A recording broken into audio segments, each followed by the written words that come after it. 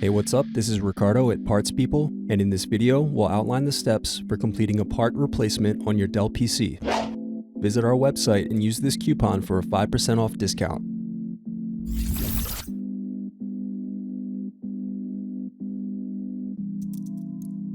Use thin object to peel off screw covers. Now unscrew and remove base cover.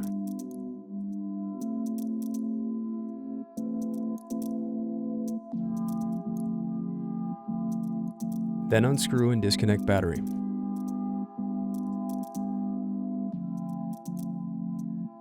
Then remove hinge covers.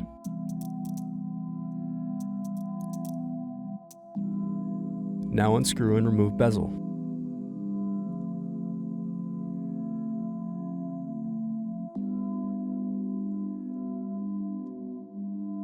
Then unscrew and turn over screen. Then disconnect and remove screen.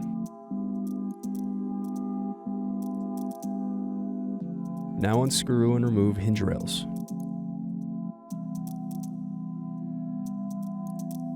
Thanks for watching. Don't forget to like and subscribe if you enjoyed this video. And if you need more, check out this playlist to watch other tutorials for your laptop.